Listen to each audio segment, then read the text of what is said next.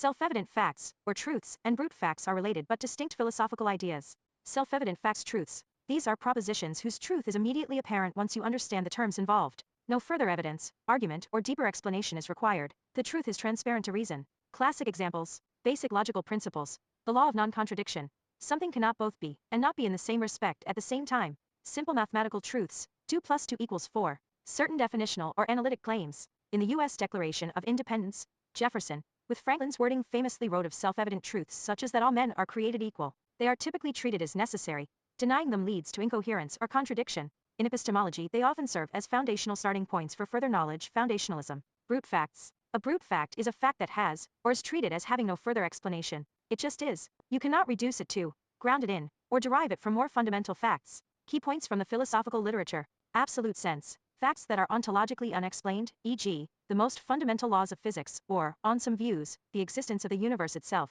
Relative sense. Anscombe. A rent check clearing your account is brute relative to you paid your rent, not because clearing plus conditions entails paying, but because paying holds by default once the check clears, defeasible by things like, the account was fraudulent, the lease was already void, the payment was misapplied to the wrong tenant. None of those has to be ruled out for the payment to count as having happened. The institutional fact just fails to hold if one of them turns out to be true. John Searle distinguished brute physical facts, snow is on Mount Everest, from institutional social facts that depend on human agreement. Accepting brute facts rejects, or limits, the strong principle of sufficient reason, which holds that everything must have an explanation. Brute facts are often contingent, they could have been otherwise. They mark the end of an explanatory chain. Some writers blur the line and treat certain self-evident, or immediately evident starting points as a mild form of bruteness, foundational givens. Others insist they are sharply different. Self-evident truths are rational and necessary, while true ontological brute facts are unexplained contingencies. The debate often intersects with discussions of the principle of sufficient reason, foundationalism in epistemology, and whether reality ultimately bottoms out in unexplained facts or in something self-explanatory, e.g., a necessary being.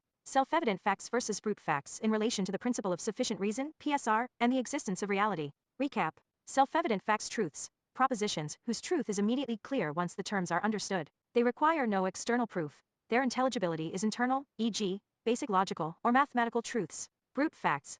Facts that have no further explanation, they simply obtain, the explanatory chain stops there. The principle of sufficient reason, PSR, in its classic, Leibnizian form, the PSR states that for every fact, truth, or existing thing, there is a sufficient reason why it is so, and not otherwise. Nothing is ultimately arbitrary or unexplained. Variants exist. Strong versions apply to all facts, including necessary ones. Restricted versions apply mainly to contingent facts, or to the existence of things. The PSR is closely tied to the demand for the full intelligibility of reality. Accepting genuine ontological brute facts is precisely a rejection, or severe limitation of the PSR. Self-evident truths do not violate the PSR, because their sufficient reason is contained in their own nature or in the meanings of the terms. Brute facts violate, or curtail, the PSR by definition. There is no sufficient reason for them. Application to the existence of reality. Why is there something rather than nothing? This is the classic test case, famously posed by Leibniz. Strong PSR position, Leibniz and many classical theists rationalists. Contingent reality, the universe, the totality of contingent facts, cannot be a brute fact. By the PSR, there must be a sufficient reason for why anything exists at all, and why this contingent reality exists, rather than nothing, or rather than some other reality. That reason cannot itself be contingent. That would only push the problem back. Therefore, there must be a necessary being whose existence is explained by its own nature. Its essence includes existence. This being is self-explanatory. Its existence is not brute. In some formulations, the necessity of such a being, or even the PSR itself, is treated as approaching self-evidence, or as following from the intelligibility of being. In short, the existence of contingent reality is not a brute fact.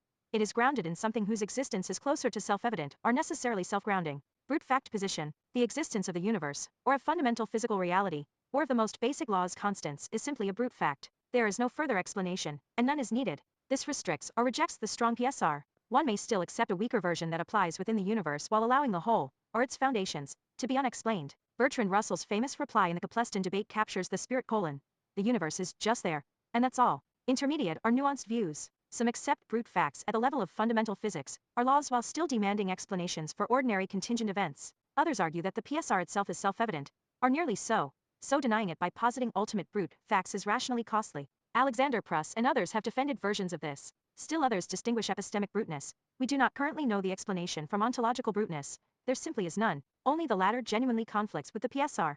Summary of the tension. If you accept a robust PSR, genuine ontological brute facts about the existence of reality are forbidden. Explanation must bottom out in something necessary and self-explanatory, often identified with God or a necessary ground of being. If you allow the existence of reality, or its fundamental features, to be a brute fact, you are limiting or rejecting the PSR. Self-evident truths sit comfortably with the PSR. They can serve as the intelligible, non-arbitrary foundations that the principle demands. Brute facts, by contrast, represent the denial that reality is fully intelligible all the way down. The debate ultimately turns on how strongly one feels the demand for explanation and intelligibility when confronting the sheer fact that anything exists at all. Further delineation. 1. Self-evident truths, classical sense, versus Moorean facts. These are propositions whose truth is immediately apparent simply by understanding the terms. No further evidence or argument is required. The justification is internal, typically a priori and necessary. In some rationalist or intuitionist traditions, select moral or metaphysical principles are also claimed to be self-evident. They fit comfortably with the principle of sufficient reason, PSR. Their reason is contained in their own nature. They are not unexplained. They are self-explanatory or self-grounding. 2. Moorean facts, or Moorean truths. These come from G. E. Moret's common sense epistemology, especially Proof of an External World, 1939, and A Defense of Common Sense. Moret's signature move: hold up one hand, and say here is one hand, then the other and say, and here is another. From this he concludes that external objects exist. A Moorean fact is a proposition that ordinary, properly functioning human beings know with extremely high certainty in everyday life, so high that it outweighs the premises of any philosophical argument that tries to deny it. David Lewis and later writers define it roughly as one of those things that we know better than we know the premises of any philosophical argument to the contrary. Typical Moorean facts include: I have hands, or a body. The external world exists. Other minds exist. The earth has existed for many years. Things move, change occurs. Key features, usually contingent and a posteriori based on perception, memory, or common experience. Not claimed to be self-evident in the strict rationalist sense. You don't just see their necessity by analyzing concepts alone. Their force is primarily dialectical epistemic priority. They serve as fixed points against skepticism. You are more rational to retain the Moorean fact than to accept the skeptical conclusion. They do not automatically settle ontological questions about explanation. Knowing with Moorean certainty that the external world exists does not tell you whether its existence is ultimately brute, or requires a sufficient reason. Philosophers sometimes speak loosely and call Moorean facts self-evident in a broad, everyday sense, obvious, needs no proof. Careful literature, however, keeps them distinct. Self-evidence is a stronger, more internalist, often a priori notion. Moorean status is about comparative certainty and resistance to philosophical revision. Connection to our earlier discussion, PSR plus existence of reality. The ordinary certainty that something exists or the external world exists functions very much like a Moorean fact. It is more certain than any elaborate skeptical or idealist argument against it. That Moorean certainty does not by itself decide the PSR question. You can grant reality exists as a Moorean fact and still debate whether that existence is a brute fact or requires a sufficient reason, a necessary being, etc. A strict self-evident truth about existence would be closer to something like the Cartesian cogito, I exist, or a claim that being itself is necessarily intelligible, claims that some rationalists treat as approaching self-evidence. Brute fact views accept that the existence of contingent reality, or its fundamental features, simply has no further explanation. Moorean certainty that it exists does not refute that metaphysical claim. It only shows that we know it exists with high confidence. In short, a Moorean fact gives you a highly secure starting point that something is the case. It does not tell you why it is the case, nor does it make the fact self-explanatory in the way a classical self-evident truth is. That is precisely where the PSR versus brute fact debate begins. Atheist versus theist. The two sides frequently talk past each other because they are operating with different versions of the PSR and different background commitments about what counts as an acceptable stopping point for explanation. The theist's typical move. Many theists, especially in the Leibnizian or contingency argument tradition, insist that a serious commitment to the PSR, the demand that contingent reality is ultimately intelligible, leads to a necessary being, which they identify as God. Roughly, contingent things facts exist. By the PSR, they require an explanation. An infinite regress of contingent explainers doesn't fully explain why the whole contingent series exists. Therefore, there must be a necessary being whose existence is self-explanatory, or explained by its own nature. That being has the attributes classically associated with God. When theists say you can only accept the PSR if you believe in God, they are usually presupposing a sufficiently strong or unrestricted version of the principle applied to the totality of contingent reality. The atheist versus theist. The two sides frequently talk past each other because they are operating with different versions of the PSR and different background commitments about what counts as an acceptable stopping point for explanation. The theist's typical move. Many theists, especially in the Leibnizian or contingency argument tradition, insist that a serious commitment to the PSR, the demand that contingent reality is ultimately intelligible, leads to a necessary being, which they identify as God.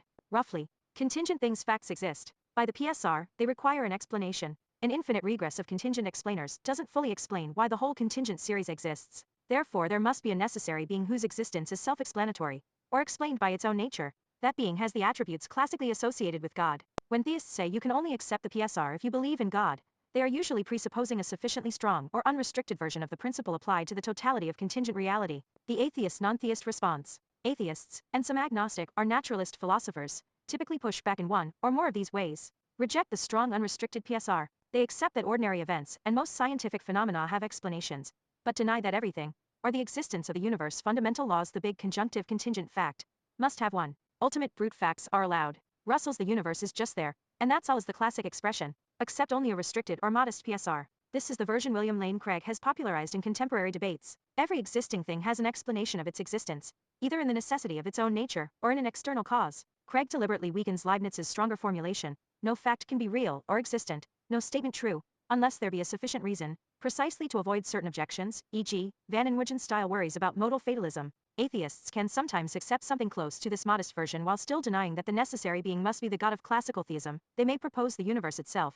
a multiverse, or some impersonal necessary structure, accept local explanatory principles, but not a global metaphysical PSR. Science works fine with causal and nomological explanations inside the universe. That does not automatically license a demand for an ultimate explanation of why there is a universe, or this particular set of laws, at all. Challenge the theists' further commitments. Even if a necessary being is granted, atheists often argue that it need not be personal, omnipotent, omnibenevolent, etc. The jump from necessary ground of contingent reality to the God of theism involves additional philosophical and theological assumptions that the atheist does not share. Why they talk past each other. The theist hears any robust demand for ultimate intelligibility as already committing one to something very much like classical theism. The atheist hears the theist as illicitly upgrading a modest, or domain-limited explanatory principle into a strong global PSR that forces theism, or is smuggling in extra assumptions about what kinds of things can serve as self-explanatory grounds. Both sides can accuse the other of special pleading.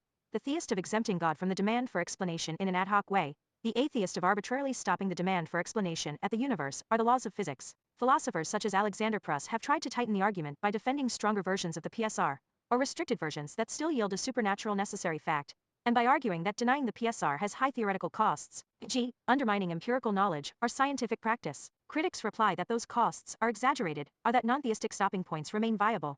So diagnosis is, a large part of the apparent deadlock, comes from the two sides meaning different things by accepting the PSR, and from differing views about which further commitments that acceptance legitimately carries. In the end, the distinctions between self-evident truths, Moorean facts, and brute facts sharpen a deeper philosophical choice: how far the demand for explanation and intelligibility should reach. Self-evident truths offer rational, often necessary foundations that sit comfortably with the principle of sufficient reason. Moorean facts secure ordinary certainty against skepticism, without settling ultimate questions of grounding. Brute facts mark the point where explanation is allowed to stop. Whether one follows a strong PSR all the way to a necessary being, accepts a more modest explanatory principle, or allows the existence of reality itself to remain unexplained. The disagreement frequently turns on which version of the PSR is in play, and what further commitments each side thinks that principle carries. Clarifying these differences does not dissolve the debate, but it does show more precisely where the real philosophical choices lie. Semantic distinctions. Meaning is distinct from sense in that it is a meaning applied, or the application of meaning. A meaning conveyed or intended, import, signification. Especially, one of a set of meanings a word or phrase may bear especially is segregated in a dictionary entry.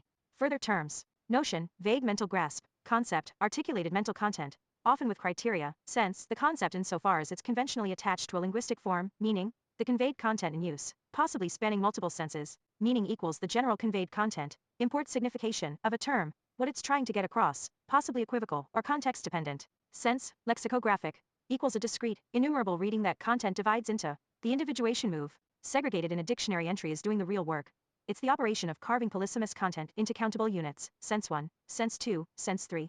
So meaning is the genus, senses are the species it's partitioned into. Sense, meaning applied is roughly right if applied means instantiated as one discrete reading among the set. Lexicographic sense, individuates, how many readings a term has. Polysemy, a dictionary editing question.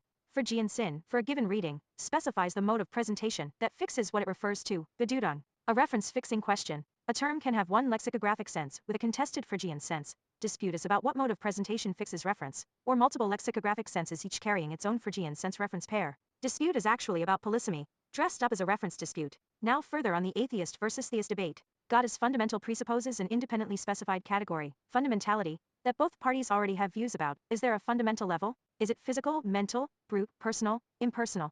The definition does double duty. It both specifies a role and simultaneously claims identity with something in a domain where competing candidates already exist. Physical law, brute fact, the cosmos itself, nothing at all. So the atheist isn't just denying instantiation, they're rejecting the identity claim, because they have their own candidate for the fundamental, that isn't God. Dispute lives at the level of content reference. God is maximally great omnipotent is a purely superlative, stipulative specification. It doesn't presuppose an antecedently individuated category with rival occupants. It's Lewis's role versacopant move. You define a functional role first, whichever, if anything, has all perfections comparably, and only then ask what fills it.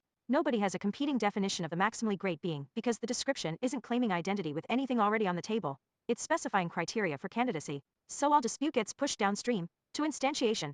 Does anything satisfy this role? And a secondary dispute can rise about coherence. Can omnipotence, omniscience, and moral perfection be jointly instantiated?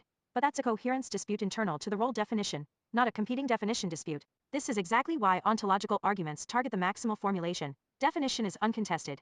So the whole fight is forced onto existence instantiation, while cosmological arguments target the fundamental formulation and immediately get bogged down. Oppie and others press precisely on whether the fundamental can be shown to have classical divine attributes, personhood, intentionality, agency, rather than just brute physical necessity. The PSR-based cosmological argument has to do both jobs: establish that something is fundamental, and that the fundamental thing has God-making properties, which is two arguments wearing one coat. God is fundamental isn't making a first-order metaphysical claim in competition with naturalism. It's stipulating a redescription of whatever the naturalist already believes is fundamental: laws, fields, brute contingency, using a word that also carries theistic connotations, then trading on the connotations without earning them. That's the Mott and Bailey structure. Mott equals something is fundamental trivial. Everyone agrees. Bailey equals the fundamental thing is personal, intentional, worthy of worship, substantive, contested, and God is fundamental, lets you retreat to the Mott while asserting the Bailey. The burden this creates, stated properly. 1. Fix the concept of fundamentality independently, not stipulated to fit theism, but derived from whatever does the work in your metaphysics generally, terminus of grounding chains, non-contingent existence, explanatorily basic, etc. 2. Show that concept, correctly analyzed, yields the further properties, agency, intentionality, personhood, moral perfection, that get you from the fundamental thing to God rather than to a brute fact or law-like structure. Step 2 is where the actual cosmological arguments live or die. It's not just asserted, there are real attempts. Pruss-Kuhn-style arguments that only a will can terminate an explanatory regress non-arbitrarily, since anything else selecting one contingent outcome over others needs a further explanation. But a free choice is self-terminating. Swinburne's simplicity argument that a maximally simple explanans is a person with unlimited power, rather than a complex physical structure. Whether these succeed is exactly the site of dispute. But notice the dispute has now moved to a real question.